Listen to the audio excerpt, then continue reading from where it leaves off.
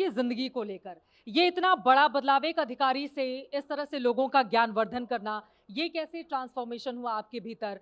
कब आपने सोचा कि नहीं, लोगों को जागरूक करना ही मेरी जिंदगी का अब असल मकसद है? देखिए, जब आपके पास शिक्षा आती है तो शिक्षा एक ताकत की तरह होती है ना। अशिक्षित आदमी बेचारा कितना कमज़ोर होता है, उसे कुछ पता ही नहीं है।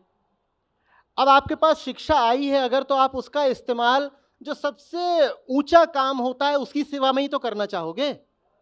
शिक्षा का काम हमें आज़ाद करना है। शिक्षा काम ये थोड़े ही है कि अब मैंने इंजीनियरिंग कर ली है, वो भी आईआईटी से, और इस वक्त आईटी सेक्टर हॉट चल रहा है तो मैं वहीं जॉब करूं। ये चॉइस की बात हुई या ये गुलामी की बात हुई कि मेरे तो सारे बाकी विकल्प ही बंद हो गए, मैं बाकी काम कर ही नहीं सकता क्योंकि मैं आईआईटीएन हूं। उसके बाद अब मैं मैनेजर हो गया हूं तो अब मुझे इन्वेस्टमेंट बैंकिंग या कंसल्टिंग ही करनी है। ये तो नैरोइंग डाउन ऑफ चॉइस हो गई ना, कि जो विकल्प थे, जो चॉइस थी, वो तो छिन गई। या कि अब भाई यूपीएससी हो गया है तो अब ब्यूरोक्रेट ही बनना है। मेरे पास अगर शिक्षा आई है, मैं अगर कुछ जानता हूं, समझता हूं, तो उससे तो अब मैं एम्पावर्ड और फ्री हो जाऊंगा जिंदगी में कुछ अच्छा करने के लिए। पर देखा उल्टा जाता है। देखा यह जाता है कि अगर आप कहीं से, खास तौर पे अच्छी जगह से, कहीं आईवी लीग से आप एमबीए करके आ गए, तो आप कहते हो कि अब तो मुझे वही सब कुछ करना पड़ेगा ना जो कि एक एमबीए करता है। ये तो एक कंस्ट्रेंट हो गया, ये तो गुलामी हो गई। मुझे कोई समस्या नहीं है इंजीनियरिंग से, मैनेजमेंट से, ब्यूरोक्रेसी से, मैं उन सबका आदर करता हूं।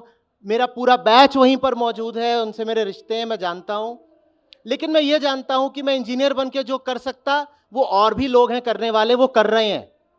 मैं मैनेजर बन के जो कर सकता वो करने वाले और भी लोग हैं, वो कर रहे हैं। ब्यूरोक्रेट्स भी भारत में हजारों हजारों हैं, वो भी अपना काम कर रहे हैं। लेकिन एक काम ऐसा था जो कोई नहीं कर रहा था, वो करना बहुत जरूरी था। तो मैंने क्या गलत करा अगर मैंने वो काम उठा लिया?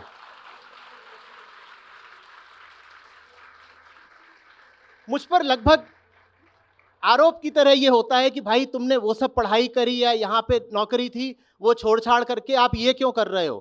क्योंकि ये सबसे जरूरी है। घर वालों से डांटनी पड़ी, इस मामले में पढ़ाई लिखाई करवाई, उसके बाद फिर ये काम क्यों? क्योंकि अक्सर माँ बाप तो यही कहते हैं, परिवार में माँ बाप तो ये सवाल करते ही हैं। इस मामले में मैं या तो सौभाग्यशाली था या ये मेरे तेवरों का जलवा था कि मेरे घर वालों ने कुछ बोला नहीं, माता जी यहीं बैठी हैं।